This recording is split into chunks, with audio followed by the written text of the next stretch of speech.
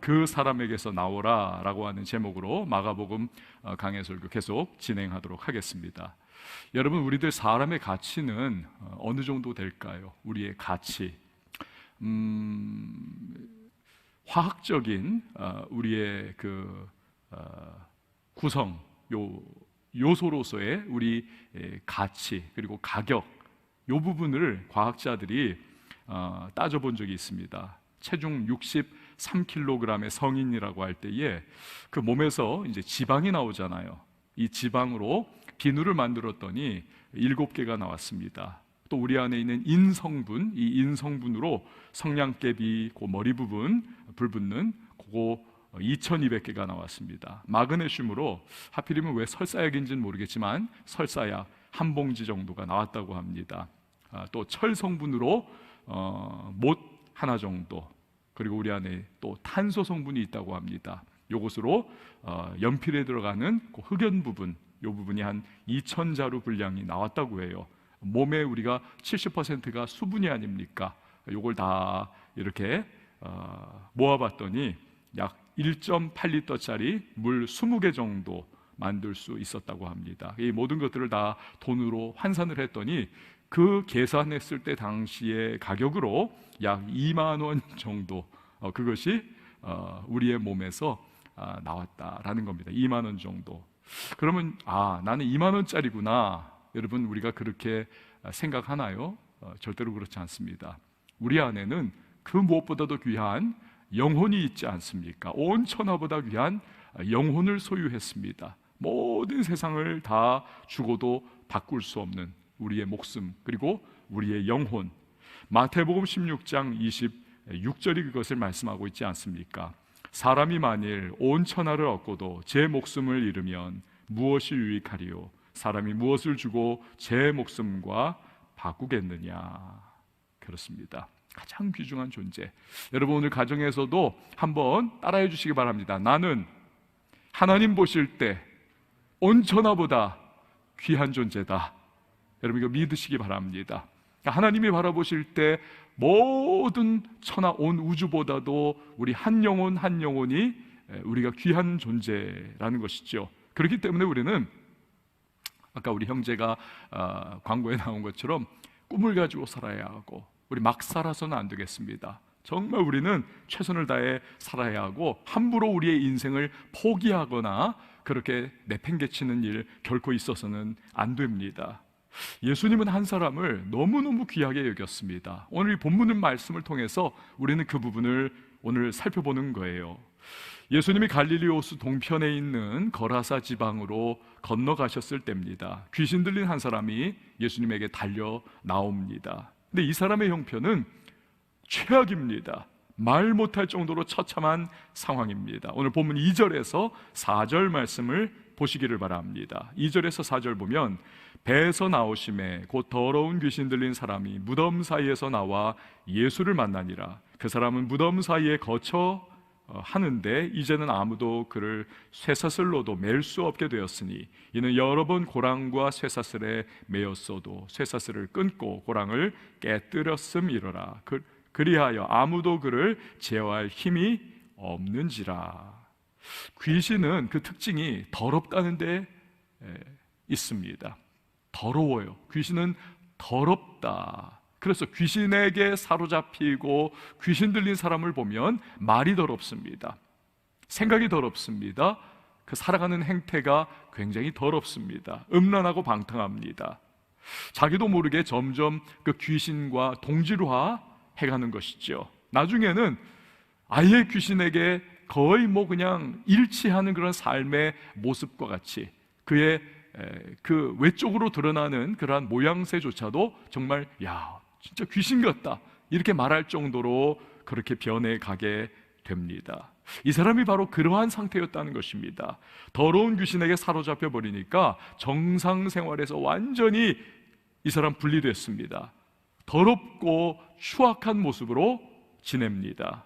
집을 뛰쳐나와서 무덤 사이에 거하고 있습니다. 이 팔레스타인 지역의 무덤은 동굴이 아닙니까? 그 동굴을 파가지고 그 안에 시신을 집어넣으면 자연적으로 이게 이제 분해가 되는 거죠. 그러면서 이제 뼈만 남는, 그러한 전형적인 동굴로 된 무덤 안에 이 사람이 거하더라는 겁니다. 뼈들 사이에 썩어가는 시체들과 뼈들에 둘러싸여서 그렇게 더럽고 추저분하게 살아가는 이 사람의 모습입니다. 사도행전 19장 말씀을 보면 아주 귀신과 관련된 흥미로운 그러한 기사가 이제 하나가 실려 있습니다. 사도 바울이 예수의 이름으로 귀신을 쫓아내지 않습니까? 그걸 본 스게와라고 하는 사람의 7 아들이 귀신 들린 사람을, 자기들도 그 귀신을 쫓아내 보기를 원했던 거예요. 예수를 믿지도 않아요, 이 사람들은. 그럼에도 불구하고 바울이 하니까 우리도 예수의 이름으로 한번 해보자 라고 하면서 섣불리 그렇게 도전을 해봅니다. 귀신이 소리를 지르죠.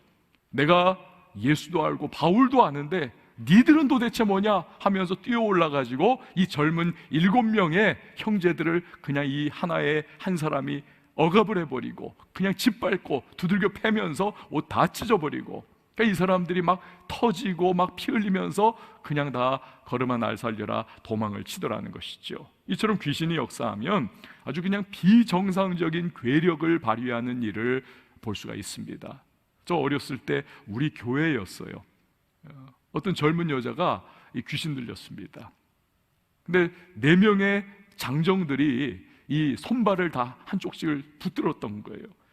근데 이 여자가 평소에는 그냥 굉장히 뭐 여리여리한 여자였는데 이 귀신 들려가지고 막 발광을 하니까 이걸 막 흔드니까 이 남자들이 막 툭툭 떨어져 나가는 것입니다. 오늘 본문에 나오는 사람이 그랬다는 겁니다. 이 사람은 심지어 너무나 난동을 부리고 이걸 감당할 수가 없기 때문에 사람들이 발에 그 고리와 같은 거 이걸 탁 채워놓고 그리고 손에도 쇠사슬로 묶었다는 것입니다. 하지만 힘을 쓰면 귀신이 발악을 하면 그걸 끊어버리고 그 쇠를 부숴버리면서 그렇게 발작을 하더라는 거예요. 그래서 성경 오늘 마가는 굉장히 꼼꼼하게 제어를 못했다. 이 제어하다라고 하는 요 헬라어는 사나운 짐승을, 맹수를 요걸 길들이다라고 하는 의미를 가지고 있는 그런 특별한 헬라어입니다. 그러니까 이 사람의 상태는 이미 사람의 모습이 아니라 짐승과도 같이 맹수와 같이 막 발악을 하고 발작을 하고 막 으르렁거리는 그러한 모습을 이 마가는 드러내기를 원했던 겁니다. 그러니까 사람이 도저히 감당할 수 없는 이러한 귀신 들린 사람의 흉포한 모습, 제어 불가능의 모습. 사람이 악한 영에게 사로잡히면 또 하나는 인격이 파탄이 나버립니다. 인격이 파괴돼요. 하는 짓이 꼭 짐승과 같이 행합니다. 40대 남자가 음주운전을 하다가 초등학생 아이를 쳤습니다. 근데 애가 막 울면서 막 몸을 털면서 일어나는 거예요. 쩔뚝쩔뚝거리면서. 그러니까 괜찮은 상황이에요. 병원에 데려가서 적절하게 치료만 하면 이 아이는 나을 수 있는 아이입니다. 그래서 자기 차에 태웠어요. 병원에 가나 보다 생각했겠죠. 그러나 아이의 바람과는 달리 깊은 산속으로 데리고 가는 겁니다. 그래서 거기에서 차 뒤에서 사냥용 엽총을 꺼내가지고 이 아이의 머리에 발사를 했습니다. 아이를 죽이고 그리고 암매장을 했어요. 그러다 나중에 발각이 났던 그런 사건이 있었습니다. 여러분, 낳을 수 있는 이 아이를 왜 이 사람이 그렇게 했을까? 이 사람 전과 7범인데 음주운전을 했던 겁니다. 만약에 이 아이를 쳤던 교통사고로 음주운전이 발각이 나면 90일 동안 운전 면허가 정지가 되는 거예요. 90일 동안 3달 동안 면허 정지되는 거 안 받기 위해 가지고 아이를 하나 죽였다는 겁니다. 여러분, 이게 사람의 할 수 있는 일입니까? 이 짐승이나 가능한 거 아닙니까? 그 마음속에 이 악한 영이 막 영향력을 발휘를 하면서 하지 말아야 할 일, 해서는 안 되는 일, 할 수 없는 일을 하도록 만드는 그 짐승의 마음, 이게 막 솟구쳐 오르는 것이죠. 얼마 전에 여러분 어떻습니까? 20대 여자가 미혼모가 아이를 낳습니다. 근데 자기 뱃속에서 난 이 아이를 중고 앱이라고 하지요. 여기다가 아이를 내가 팝니다. 20만 원이에요 라고 그렇게 올렸다가 나라가 발칵 뒤집힌 적이 있지 않습니까? 여러분, 사람들의 인격이 파괴되고 점점 짐승과 같이 변해가는 이 시대의 모습을 봅니다. 그만큼 이 시대에 악령의 역사가 종횡무진으로 사람들을 건드리고 끌어가고 사람들이 많이 영향을 받고 있다는 것을 우리는 알 수가 있습니다. 자, 본문에 나온 이 귀신 들린 사람은 심지어는 자기 몸을 자해를 합니다. 오늘 5절 말씀을 보세요. 5절, 밤낮 무덤 사이에서나 산에서나 늘 소리 지르며 돌로 자기의 몸을 해치고 있었더라. 사람이 악한 영에게 사로잡히면 잠시 동안은요, 요 악한 지혜가 막 그냥 번쩍번쩍 할 수가 있습니다. 그래서 사람을 사기를 치는데 엄청나게 도저히 이거 맨정신으로는 할 수 없는 그러한 기가 막힌 방법으로 사기를 치고, 또 굉장히 탁월한 능력을 발휘할 때도 있습니다. 히틀러 같은 사람 보십시오. 그의 연설 한 번에 막 그 정말 지적인 독일 국민들이 막 열광을 하면서 막 히틀러를 외치고, 그 모든 그냥 투표를 다 몰아주면서 이 히틀러에게 나라를 완전히 무법천지로 끌어가는 일들을 그렇게 위임을 하지 않아요. 그 대단한 독일 사람들이 그러면서 2차 세계대전을 막 일으키는 것과 같이, 그러니까 막 악한 능력과 악한 지혜와 악한 힘이 막 이 마귀의 역사로는 부어질 수가 있다는 거죠. 근데 문제는 뭡니까? 그것이 결국에는 자신을 그리고 주변의 사람들을 파멸로 이끌어 간다는 사실입니다. 죽이고 도적질하고 멸망시키는 것이 이 마귀의 본성이기 때문에 잠깐의 이익을 주는 것과 같이 그렇게 하다가도 결국에는 그 사람을 파멸로 망하게 만드는 것, 이게 바로 이 귀신의, 이 마귀의 본성인 것입니다. 자해하는 사람들도 보면요, 그냥 자해를 하는 것이 아닙니다. 그 마음을 자해하도록 몰고 가는 이 악령의 역사가 자꾸 건드는 거죠. 자꾸 건드는 거예요. 거기에 결국 굴복해버리고 넘어가 버리면 자기 자신을 자해하는 그러한 일을 하는 거죠.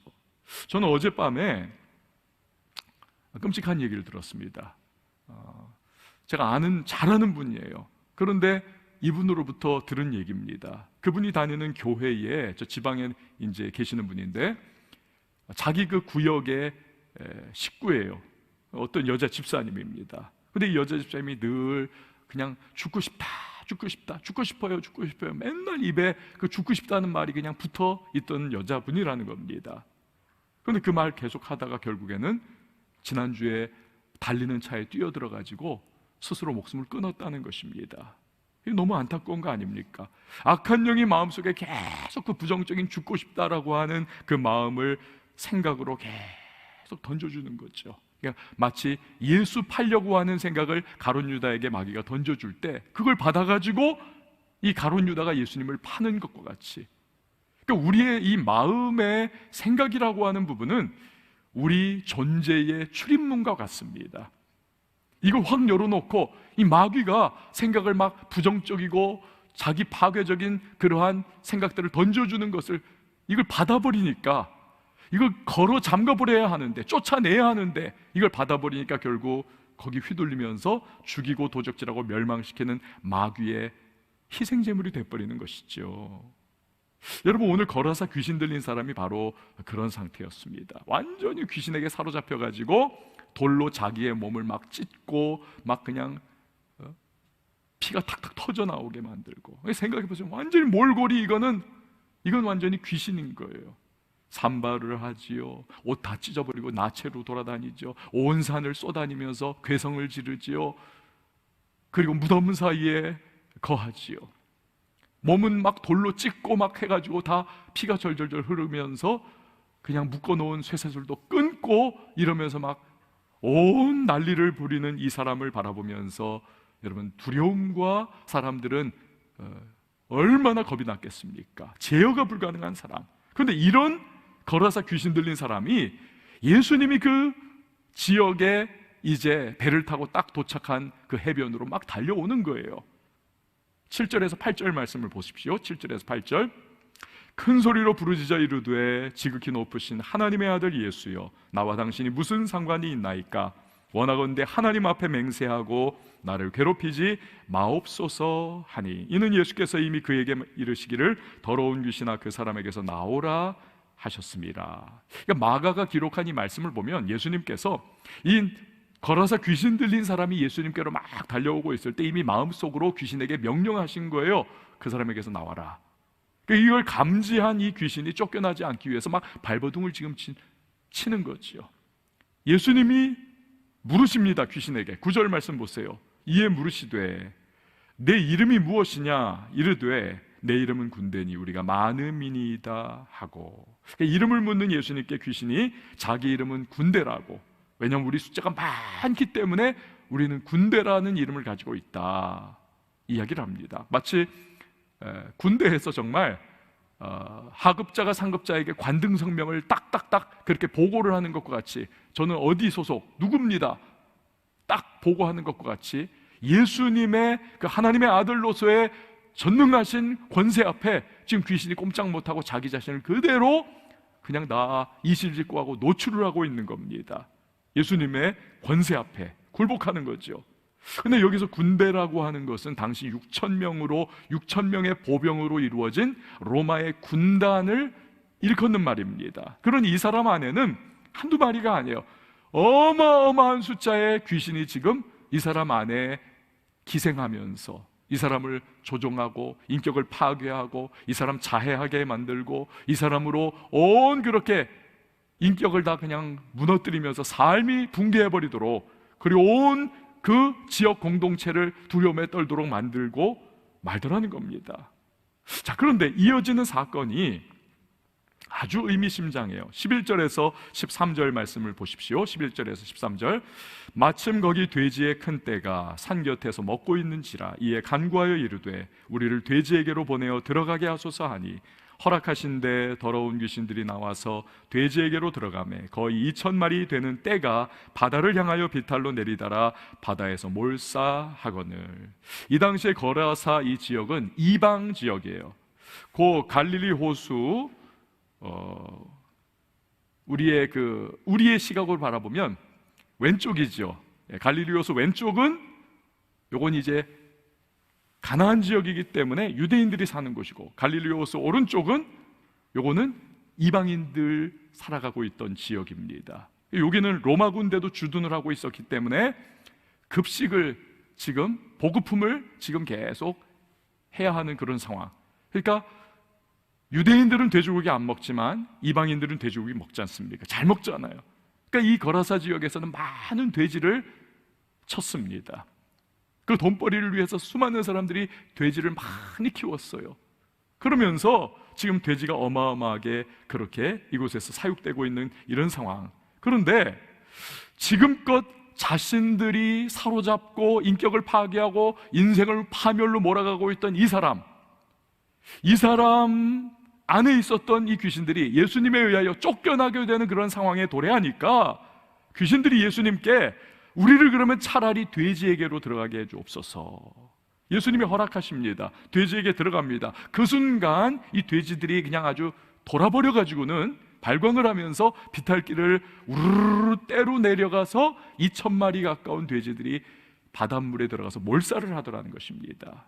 이 장면이 여러분 얼마나 귀괴하면서 얼마나 시끌벅적하고 얼마나 겁나는 그런 거 아닙니까? 멀쩡하던 돼지들이 막 다 그냥 우르르 바닷속으로 들어가서 죽는 거예요.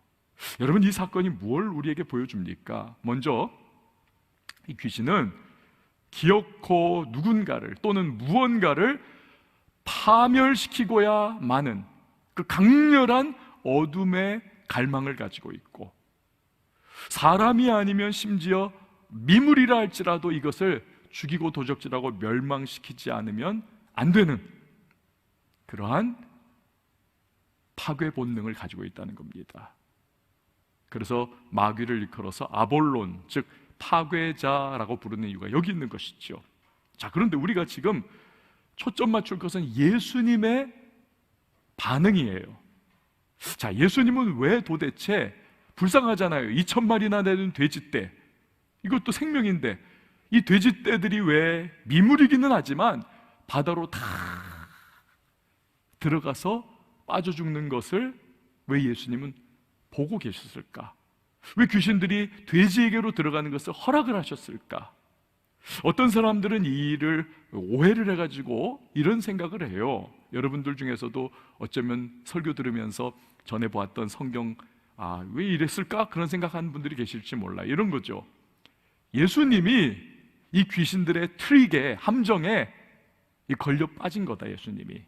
그래서 귀신들이 돼지에게로 들어가도록 해달라고 하는 것에 예수님이 오케이 하셨다가 귀신들이 다 물에 이 돼지들이 빠져 죽으니까 그 돼지들을 키우는 이 지역의 사람들이 다 와가지고 야, 이 예수 이거 가만 놔뒀다가는 우리 그냥 다 우리 돼지들도 끝장나겠다 해가지고 예수님을 이 지역에서 몰아내버리고 복음 전파를 막아버렸다. 이게 마귀의, 귀신들의 이게 예수님에 대한 함정이었다, 이렇게 생각하는 분들도 없지 않아 있습니다. 여러분, 정말 그런가? 그렇지 않습니다. 이 예수님은 이 사건에서 우리에게 뭘 보여주시려고 하는가?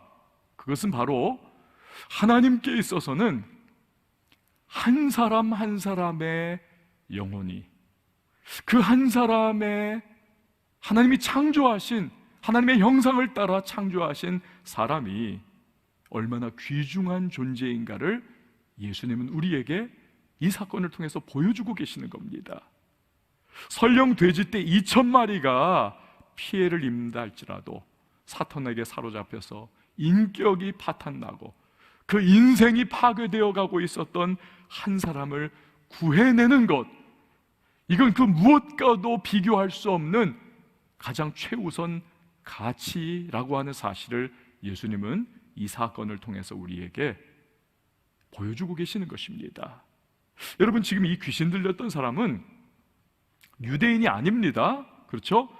이방 지역 거라사에 살고 있었던 이방인이에요.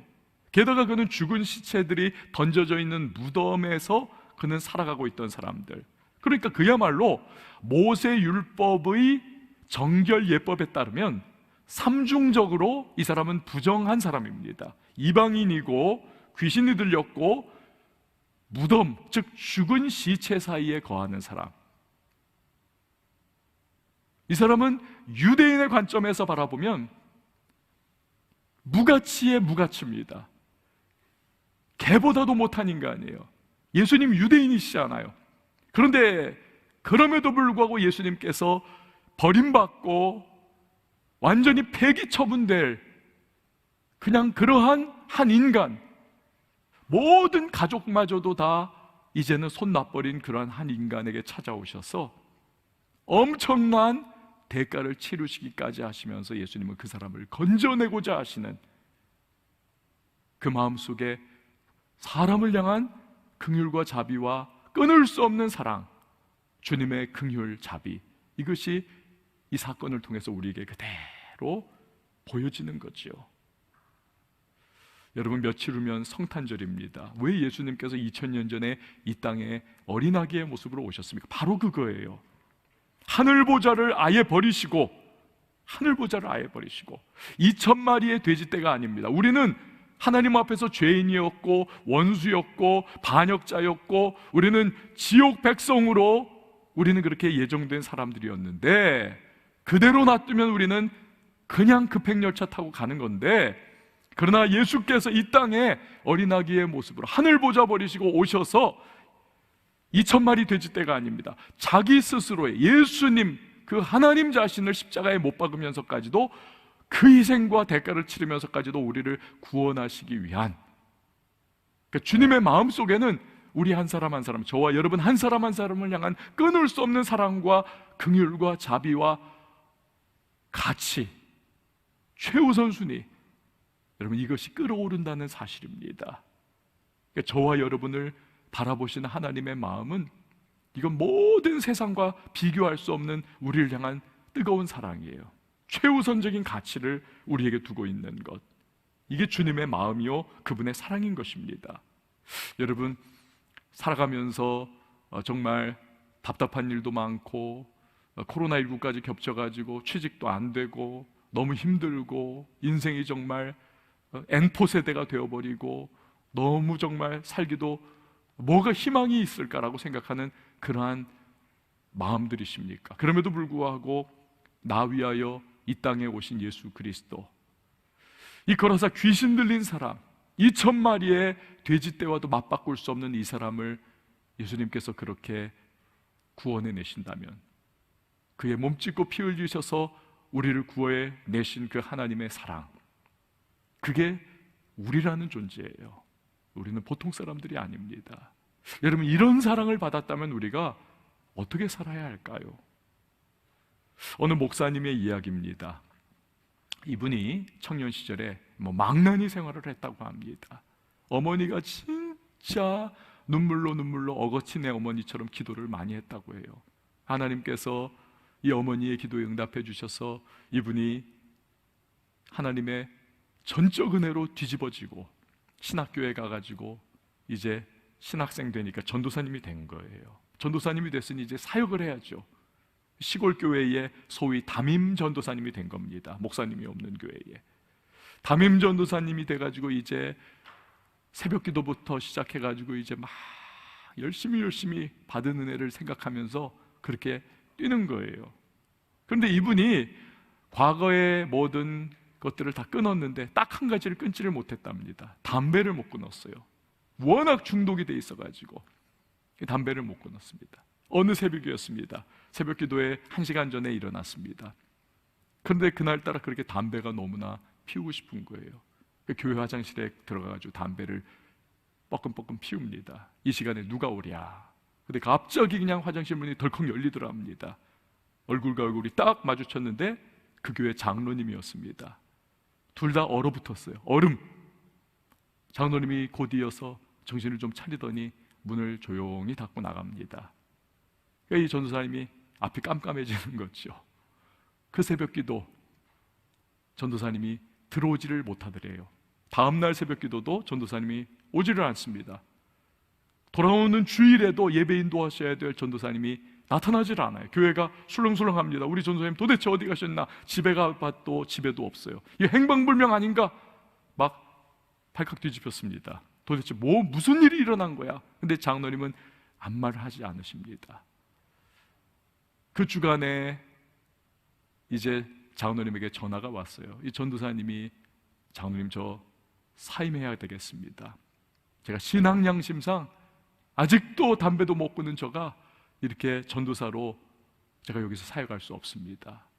얘기를 나눠보니까 자기가 지금 그 일이 쓴 이유로 곧장 금식기도원에 올라온 거예요. 금식기도하면서 하나님 나 이거 담배 좀 끊게 해달라고. 근데도 못 끊겠더라는 거예요. 지금 전화를 장로님한테 하기 바로 직전에도 도저히 못 끊어가지고 담배를 한 대 피우고는 또 전화를 한 거라는 겁니다.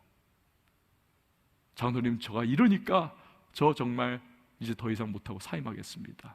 그때 장로님이 이런 말씀을 하셨다 그래요. 전도사님, 우리 교인들 아무도 모릅니다.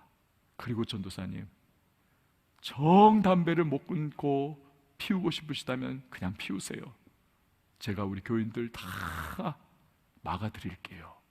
이 말을 듣고 이 전도사님이 눈에서 눈물이 솟구쳐 오릅니다. 닭똥 같은 물이 툭툭툭툭 떨어지면서, 근데 희한하게도 그 순간부터 담배 냄새가 맡을 수가 없더라는 거예요. 역겹고 막 올라오고 거부 반응이 일어나고, 그러면서 그날 그 시점을 딱 통해 가지고 이분이 담배를 끊어버렸습니다. 여러분, 사랑이 사람을 바꾸는 겁니다. 그 사랑, 주님이 나를 용서하셨고 나를 위하여 이 땅에 오셔서 구원의 백성 삼아주셨으니 나도 부족한 분이지만 내가 품고 내가 사랑으로 저분을 내가 도와드려야지. 이 장로님의 사랑, 여기 성령께서 역사하시면서 이 전도사님 끊을 수 없었던 이 담배도 끊고 신학교도 잘 졸업을 하고 나중에 목사님 돼서 훌륭하게 지금까지 목회를 하고 계시다는 거예요. 여러분, 우리도 주님의 그 놀라운 사랑 받지 않았습니까? 이 땅에 나를 위하여 오셔서 몸짓고 피 흘려 구원의 은혜를 베풀어 주신 그 주님의 은혜, 그 사랑을 받은 만큼 우리도 우리 주변에 이제 나눠줘야 하지 않겠습니까? 오늘 군대 귀신 들려 인생 파탄 났던 이 사람, 예수님이 귀신을 쫓아내어 회복을 시켜주셨습니다. 그런데요, 그 동네 사람들의 반응을 한번 보세요. 가정이 이 사람 혼자만 인생 파탄 나는 거 아니잖아요. 이 사람이 있었던 가정이 다 파탄 같이 나는 것이고, 여러분 환자한 사람이 있으면 가정이 다 괴로워하는데 이 귀신 들려가지고 이 난리가 났으니 가정이 쑥대밭이 된 거죠. 이 사람과 인간관계 맺고 있던 이 동네 사람들이 다 난리가 난 것이고, 이 사람이 속해 있던 이 고장이 완전히 지금까지 쑥대밭이 되어 있지 않았겠습니까? 그런데 예수님 와가지고 이 사람을 정말 살려내시고 변화시키시고 귀신 쫓아내시고 정상이 돼서 이 사람이 정말 옷 제대로 입고 맨정신으로 정말 돌아와가지고 멀쩡하게 됐다.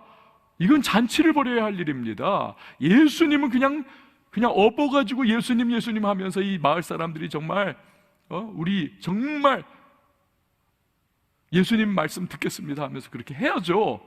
근데 웬걸요? 이 마을 사람들의 반응이 그게 아니에요. 14절에서 17절 말씀을 한번 보십시오. 14절에서 17절. 치던 자들이 도망하여 읍내와 여러 마을에 말하니 사람들이 어떻게 되었는지를 보러 와서 예수께 이르러 그 귀신 들렸던 자 곧 군대 귀신 집혔던 자가 옷을 입고 정신이 온전하여 앉은 것을 보고 두려워하더라. 이에 귀신 들렸던 자가 당한 것과 돼지의 일을 본 자들이 그들에게 알림해 그들이 예수께 그 지방에서 떠나시기를 간구하더라. 이 소문을 듣고 달려온, 이게 진짜 그런 일이 있어? 이게 말도 안 돼. 에이, 거짓말하지 마 하면서 어쨌든 그래도 와본 거예요. 근데 진짜 그 일이 일어난 겁니다. 완전 정상. 얼마나 감격해야 합니까? 그런데 이 사람들이 예수님께 제발 좀 우리 지방에서 떠나라고 하더라는 겁니다. 왜 그렇습니까? 이 사람들에게는요, 지금 파탄났던 한 인생, 무너졌던 한 인생이 회복되는 것이 그들에게 눈에 들어오는 것이 아니라 그 2,000마리 떼가 되는 그 돼지 떼가 물에 빠져 죽은 걸 보면서, 야, 이거 우리가 키우는 돼지도 그렇게 되는 거 아니야? 이거 재산상에 엄청난 피해 보는 거 아니야? 라고 하는 이 경제 논리가 생명의 구세주를 쫓아내는 작동을 하더라는 것입니다. 여러분, 그래서요, 한편으로는 그들 마을에서 귀신 들렸던, 이 거라사 귀신 들렸던 사람은 자유를 얻었지만 그들, 즉 마을 전체 사람들, 겉으로는 그들이 정상이었던 것 같은 이 사람들이 사실은 영적으로 물질의 영, 맘몬에게 사로잡힌 채 여기서 노연하지 못하고 결국 생명의 주가 되시는 예수 그리스도를 축출해버리고 떠나가게 만들고 거부하고, 그들은 자유를 경험하지 못하고 영원한 멸망의 길로 그렇게 떨어져 가더라는 겁니다. 얼마나 안타까운 일입니까? 그 경제 논리가, 그 물질에 대한 그들의 욕구가 주님을 거부하더라는 거죠. 저 일원동 삼성의료원 근처에 미랄 학교라고 하는 장애인 학교가 있습니다. 그런데 이 미랄 학교가 처음에 그 지역에 들어가려고 할 때 그 지역 주민들이 엄청나게 반대를 많이 했습니다. 장애인들 들어오면 집값 떨어진다는 거죠. 경제 논리입니다. 그런데 그 미랄 학교를 이제 그곳으로 이제 이전을 하는 그 일 추진하던 이제 목사님께서 워낙 반대가 심하니까 각계 전투에 들어간 거예요. 집집마다 돌아다니면서 그 반대에 앞장섰던 분들을 다 설득하고 막 이 작업을 진짜 어렵게 해나가는데, 이분이 너무너무 충격적이고 괴로웠던 게 뭐냐면, 거기 집에 들어가가지고 설득하는 그 과정 막 그러는데 거부하고 막 그러는 사람들, 그 집에 들어가 보니까 여러 가정들이 그 집에 TV 옆에 이렇게 폐가 있는데 거기에 권사 취임패, 어떤 사람들은 주일학교 교사 10년, 20년, 30년 근속패, 막 이런 것들이 이렇게 있더라는 거예요. 예수 믿는 사람들이죠. 여러분, 예수님은 사회에 고난받는 사람, 장애인들, 고아와 과부, 이런 사람들을 불쌍히 여겨주셔서 늘 그들을 지켜주시고 보호해주시고 그들에게 주님께서 다가가 주신 그런 분 아니십니까? 그런데 그 놀라운 구원의 은혜를 받고 예수를 아시는 그분들이 그렇게 장애인들을 박대하고 경제 논리로 그들 들어오는 것을 다 막아 서던 그러한 일들을 하더라. 이게 너무 가슴이 아프다는 거예요. 여러분, 근데 혹시 우리도 이런 모습은 아닐까? 우리가 예수는 믿지만 돈 앞에서 힘없이 무너져 내리는 우리의 모습은 아닐까? 경제 논리에 의해서 우리도 우리의 신앙을 팔아버리고 포기해버리고 이 돈의 위력, 만몬의 위력 앞에서 우리도 예수님이 내 삶의 그 부분 터치하는 것을 우리가 거부를 해버리는, 예수님 딴 건 다 괜찮은데 이 돈 문제에 관해서는 노터치 하세요. 저쪽에 계세요. 그건 내가 알아서 할게요. 예수님 건들지 마세요. 간섭하지 마세요. 여러분, 그런 모습이 혹시 우리가 아닐까요? 근데 예수님께서는 이 마을 주민들의 대척에 예수님이 반발하거나 억지로 들어가지 않으세요. 그냥 그대로 다시 배 타고 왔던 길 다시 그냥 가버리십니다. 그때 귀신 들렸다가 자유 얻은 사람이 나도 예수님과 함께 가게 해주세요. 그런데 예수님께서 아니야, 너 가정으로 돌아가 라고 말씀을 하시죠. 19절에서 20절 말씀 보세요. 허락하지 아니하시고 그에게 이르시되 집으로 돌아가 주께서 내게 어떻게 큰 일을 행하사 너를 불쌍히 여기신 것을 내 가족에게 알리라 하시니 그가 가서 예수께서 자기에게 어떻게 큰 일을 행하셨는지를 데가볼리에 전파하니 모든 사람이 놀랍게 여기더라. 여러분, 예수님의 의도가 뭡니까? 야, 제자들에게 너 나를 따라와라 하셨잖아요. 그러나 이 사람에게는 너 가정으로 돌아가, 너의 삶의 공동체로 돌아가. 뭘 예수님이 지금 말씀하시는 겁니까? 너 혼자만 회복이 있어서는 안 돼. 내가 너의 삶을 회복시켰으니 이제는 너가 축복의 통로가 되어서 무너진 너의 가정을 세워, 깨어진 너의 인간관계를 회복시켜, 붕괴해버린 너의 속해 있었던 공동체를 다시 정상화시켜라. 그리고 그곳에서 나를 전하고 그곳에서 복음을 전해라. 주님께서 그 사람을 그렇게 소위 파송하시는 거죠. 선교사와 같이. 여러분, 그렇습니다. 단지 우리가 예수님 믿고 교회 안에서 신앙생활 잘한다고 해가지고 그것이 정말 예수님께서 거기까지 기대하시는 걸까? 아니요. 예수님은 그것보다 더 나가길 원하십니다.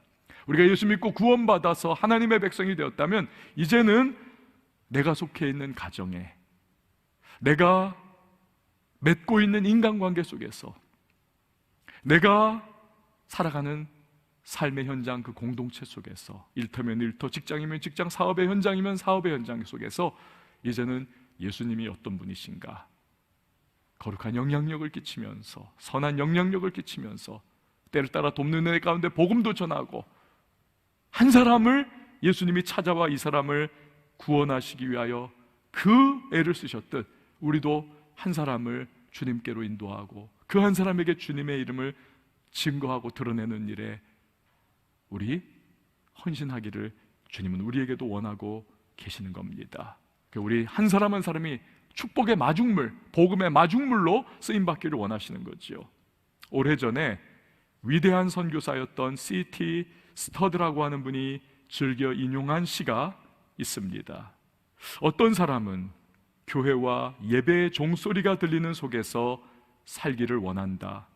그러나 나는 지옥의 뜰에다 구원의 가게를 열려고 한다. 교회 안에서 있는 것은 안전해요, 편해요.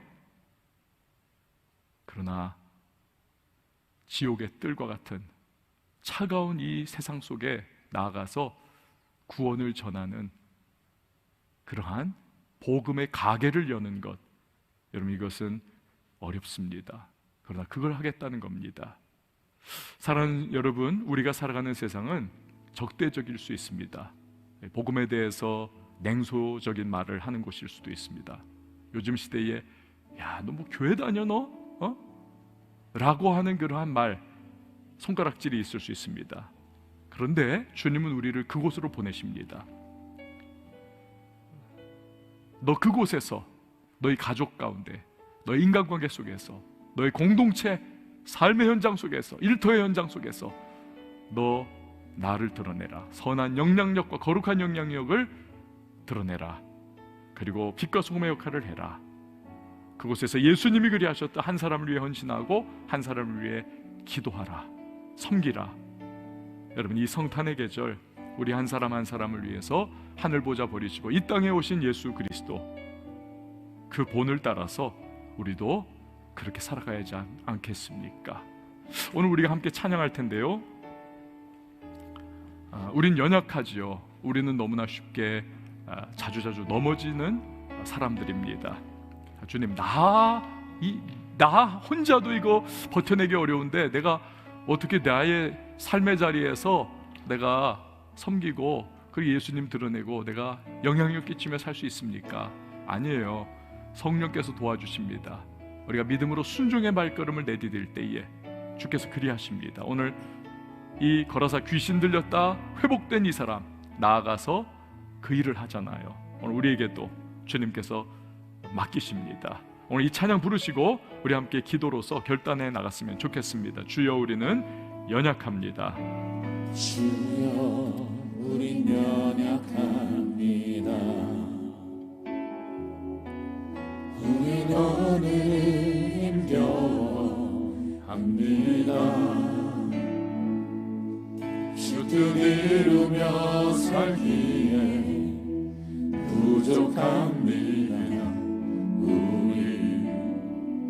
우린 연약합니다. 주여, 우린 넘어집니다. 주여, 우린 넘어집니다. 오늘 하루도 실수합니다. 주의 긍휼을 구하는 죄인입니다. 우리 주만 바라봅니다. 한없는 주님의 은혜 온 세상 위에 넘칩니다. 온 세상 위에 넘칩니다. 가릴 수 없는 주여 온 땅 위에 충만합니다. 주님만이 길이오니 우린 그 길 따라갑니다. 우린 그 길 따라갑니다. 그날에 우리를 이루신 주는 완전함이라.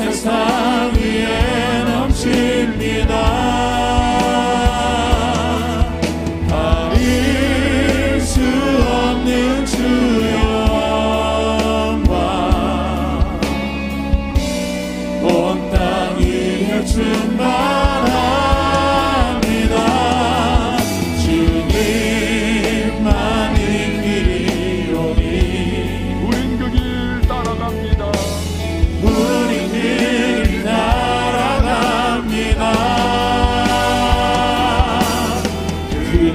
그날에 우리를 이루신 주는 완전합니다. 주는 완전합니다. 한없는 주님의 은혜 온 세상 위에 넘칩니다. 온 세상 위에 넘칩니다. 가릴 수 없는 주 영광 온 땅 위에 충만합니다. 주님만이 길이오니 우린 그 길 따라갑니다. 우리 그 길 따라갑니다. 그날에 우리를 이루신 주는 완전합니다. 나의 미래 주께 있네. 십자가